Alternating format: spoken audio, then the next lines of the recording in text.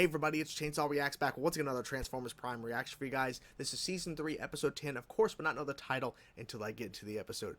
My god, last week's episode had, to me, easily one of the best fights in the entire show so far. And you guys were commenting saying it's the best fight. Some of you guys are saying it's the best fight of the show. Now, obviously, I've not seen the rest of the episodes. I've not seen the film to wrap all this up. So there's a few more, episodes in the film to get through.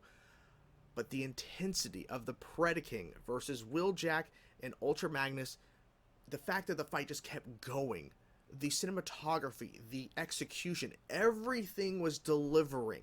And the real thing that really I think stood out is the fact that the reason why I think it was so intense and how just crazy that fight was is because of Predaking's relentless force and the speed.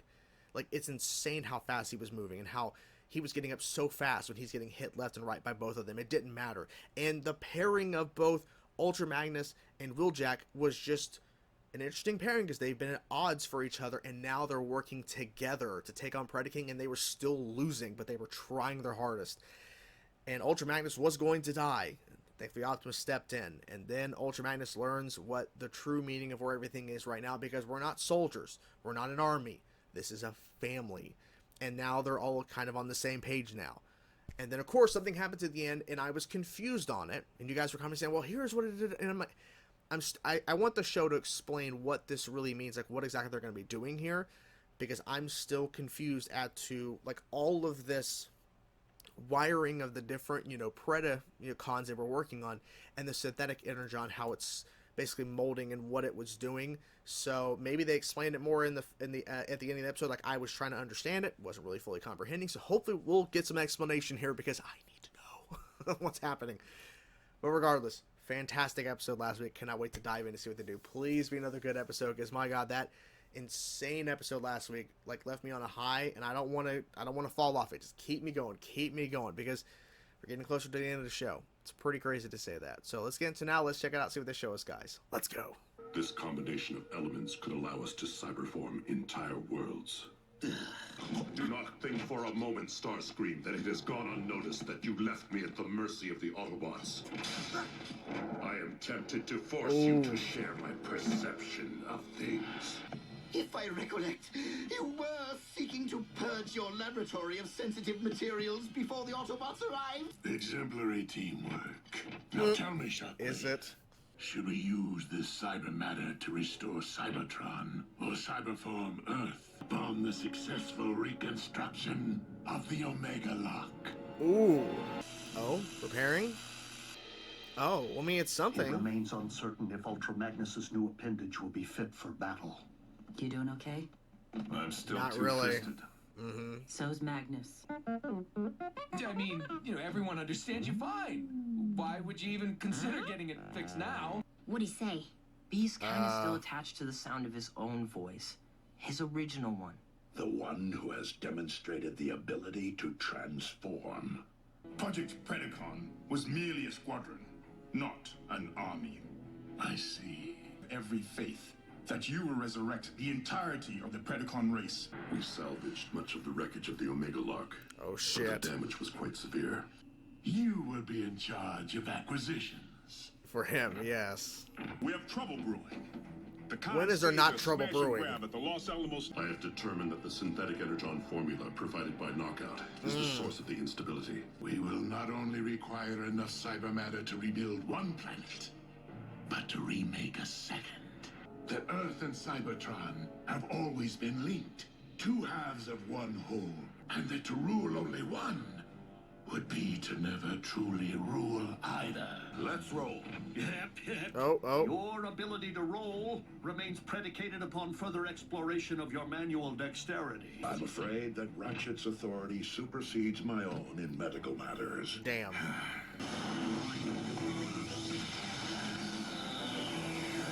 Of course, yep. Exactly, stop it. Nice dodging, okay.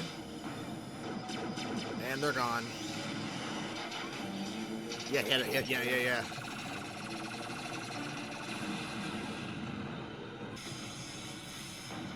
Dude. Reopen the ground bridge. Wow. but ensure that the humans are kept at a safe distance. I didn't see this coming. Whoa, this is crazy. Khan's surveillance chief must know a lot, right? But Soundwave doesn't speak. Soundwave knows when to impart information and when to withhold it. What is he attempting to build? Well, what do you want to know? Oh. Technology. Tell us what Megatron is attempting to build before we are forced to rely upon less civil methods of interrogation. Soundwave is no ordinary Cybertronian. No, he's inside not. or out. Uh-oh. Deleting everything. Right, he's downloading data. No. Soundwave is erasing data. Soundwave superior. Autobots What? inferior. Was that his actual voice? I have located the one item upon this world which possesses enough raw tonnage to power the reconstructed Omega Lock. Attempting to abduct the one Autobot who rarely leaves their base. Yeah, that'd be hard a to base we do. have yet to locate. You forget that we currently have an agent within the Autobot base. I figured as much. Yep, following Agent Fowler. I may have lost my surveillance chief today. The Autobots have expanded their forces, while ours continue to dwindle. I'm on my way to the base, but I just got word. You're being followed. Into the Solaris. Can't we throw a tarp over him? He's creeping me out. Oh boy, he just pulled right up. Oh Jesus.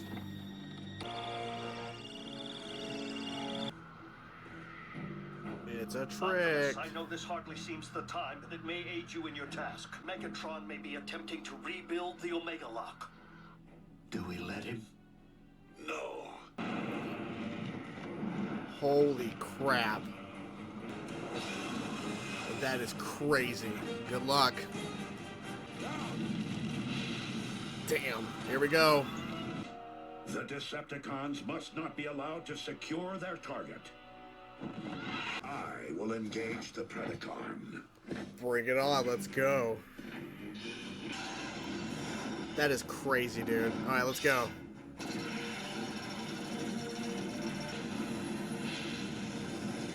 Nice. Oh, shit.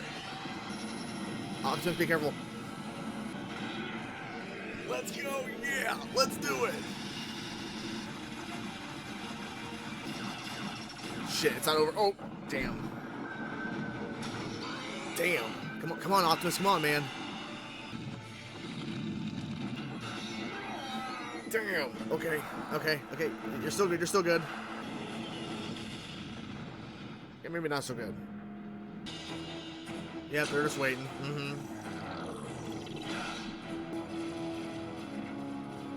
Oh, that's where he is. Okay. How did you not hear that before? It's so obvious. Oh no. Stop that thing. Just stop it. Guys. Dude. Okay. Hey, at least he tried.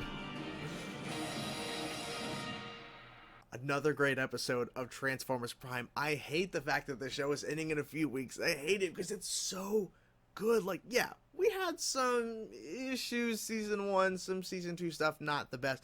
But this season specifically, and even, of course, past seasons had some great episodes, but like this season is crushing it. It only had one okay-ish episode for the most part. This episode crushes it again. It gives us something so freaking cool, and it's in the intro of the show, so I'm like, I'm waiting for it to happen, an actual fight between Predaking and Optimus, and it freaking delivered. Sure, could it have been longer and more impactful like last week's episode? Sure, but we got that last week. We got that amazing, intense, oh my god fight. We had another great fight here. Optimus was like, okay, you know what? We need to stop them from the mission, and it turns out, like, where they were actually going is actually the base where freaking Shockwave is anyways. Right, rebuilding shit and trying to make another Omega Lock, and that was the whole point of that amalgamation of stuff from the Predacons that were destroyed in the synthetic energon. It's all about recreating the Omega Lock because it was destroyed in order for Megatron to rebuild Cybertron and to control and rule Cybertron and Earth. Because Megatron is stating that they're two halves of the same whole, or essentially, or basically the two halves that make a whole, because they've always been linked.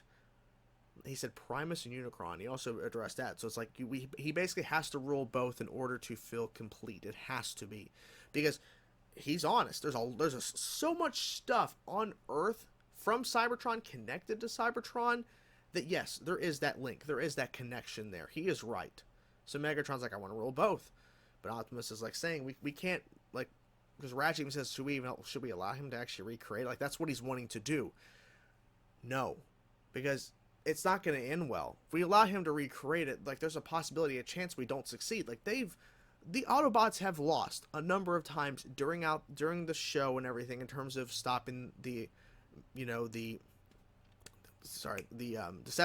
Can't think of the word. Sorry, I kept saying like the Megatrons. No, the Decepticons. That's the word.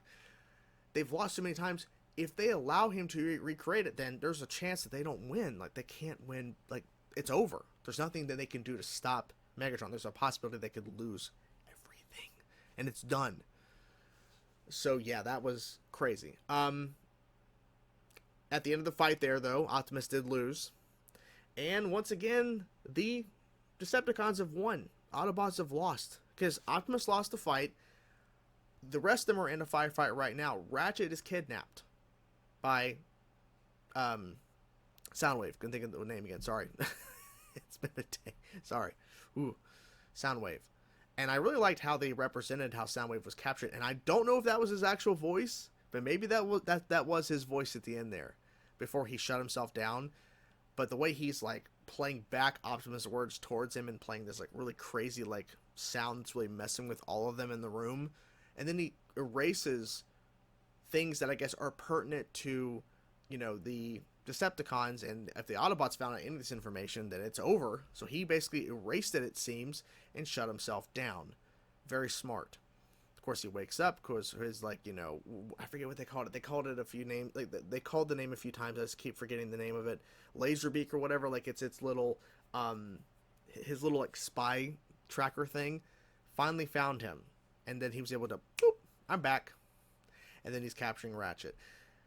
And, which is crazy, right? They're going after the one Autobot. And I'm glad that even Starscream addresses this. We're going after the one Autobot that never leaves his base hardly ever. You're going to go after him. Like, well, if you forget, we actually have somebody there right now. We can't track him, but we can track Fowler. We can track these kids, because the kids do go there too. So they really should have thought this through.